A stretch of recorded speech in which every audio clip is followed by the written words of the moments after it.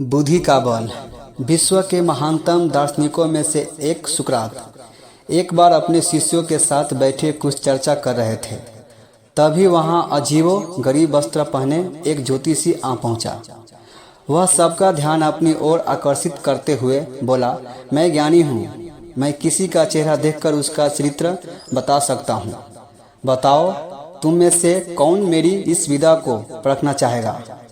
शिष्य सुकरात की तरफ देखने लगे। सुकरात ने उस ज्योतिषी से अपने बारे में बताने के लिए कहा। अब वो ज्योतिषी उन्हें ध्यान से देखने लगा। सुकरात बहुत बड़े ज्ञानी तो थे, लेकिन देखने में बड़े सामान्य थे, बल्कि उन्हें क्रूप कहना कोई अतिशक्ति नहीं होगी। ज्योतिषी उन्हें कुछ देर निहारने के बाद बोला, तुम्हारे चेहरे की बनावट बताती है कि तुम सत्ता के विरोधी हो। तुम्हारे अंदर द्रोह करने की भावना प्रबल है। तुम्हारी आंखों के बीच पड़ी सिकुड़न तुम्हारे अत्यंत क्रोधी होने का प्रमाण देती है। ज्योतिषी ने अभी इतना ही कहा था कि वहां बैठे शिष्य अपने गुरु के बारे में ये बातें सुनकर गुस्से में आ गए और उस ज्योतिषी को तुरंत वहां से जाने के लिए कहा। पर सुकरात ने उन्हें शांत करते हुए ज्योतिषी को अपनी बात पूर्ण करने के लिए कहा। ज्योतिषी बोला, तुम्हारा बेडौल सिर और माथे से पता चलता है कि तुम एक लालची ज्योतिषी हो और तुम्हारी ठुडी की बनावट तुम्हारे सनकी होने के तरफ इशारा करती है।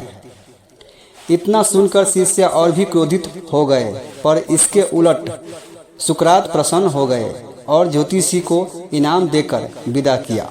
शिष्य सुकरात के इस व्यवहारों से आश्चर्य में पड़ गए और उनसे पूछा, गुरुजी, आपने उस ज्योतिषी को इनाम क्यों दिया, जबकि उसने जो कुछ भी कहा वो सब गलत है? नहीं पुत्रों, ज्योतिषी ने जो कुछ भी कहा वो सब सच है। उसके बताए सारे दोष मुझ में है। मुझे लालच है, क्रोध है, और उसने जो कुछ भी कहा वो सब है। पर वह एक बहुत जरूरी बात बताना भूल गया। उसने सिर्फ बाहरी चीजें से देखी, पर मेरे अंदर के विवेक को नहीं आंक पाया, जिसके बल पर मैं इन सारी बुराइयों को अपने बस में किए रहता हूँ। बस वह ही चूक गया। वह मेरे बुद्धि के बल को नहीं समझ पाया। सुकरात ने अपनी बात पूर्ण की।